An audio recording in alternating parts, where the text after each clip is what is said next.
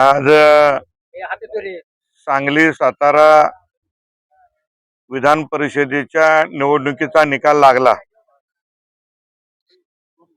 सांगली सातारा विधानसभेच्या निवडणुकीसाठी भारतीय जनता पार्टी, शिवसेना, राष्ट्रवादी पक्ष आणि सर्व मित्र पक्ष महायुतीचा उमेदवार म्हणून मला निवडणुकीला उभं राहण्यासाठी संधी दिली। या निवडणुकीमध्ये आज सर्व नगरसेवक, जिल्हा परिषद सदस्य, पंचायत समितीचे सभापती यांनी महायुतीवर भरभरून विश्वास ठेवून मला विजय केलं।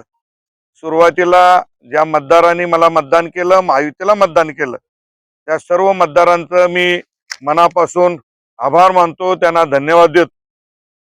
माझी उमेदवारी निश्चित करताना या महाराष्ट्राचे लाडके मुख्यमंत्री आदरणीय देवेंद्र फडणवीस साहेब, उपमुख्यमंत्री आदरणीय एकनाथजी शिंदे साहेब, उपमुख्यमंत्री माननीय सुनेत्रा वहिनी या सगळ्यांनी माझ्यावर विश्वास टाकला।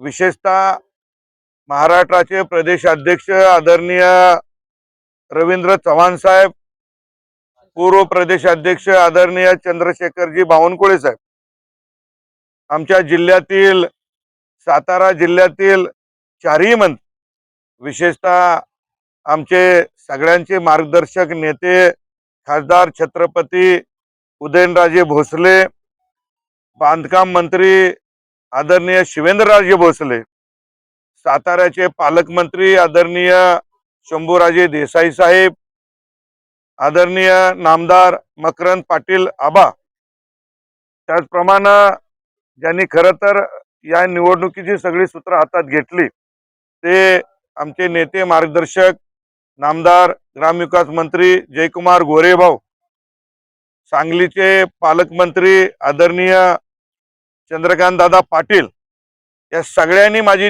उमेदवारी निश्चित केली।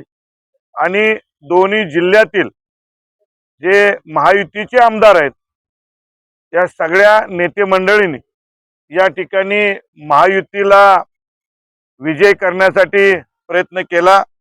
सुरुवातीला मी या सगळ्या नेते मंडळींचं मनापासून आभार मानतो। त्यांनी प्रत्यक्ष रूपी अप्रत्यक्ष रूपी माझ्या रूपानं महायुतीला कौल दिला। या सगळ्या मतदारांचा आणि नेते मंडळींचं मी मनापासून आभार मानतो आणि दिलेला कौल मान्य करून सांगली आणि सातारा जिल्ह्यातील नगरसेवक असतील, जिल्हा परिषद सदस्य असतील, पंचायत समिती सभापती असतील, यांच्या ज्या अपेक्षा आहेत त्या पूर्ण करण्यासाठी येणाऱ्या काळामध्ये मी प्रयत्न करेन।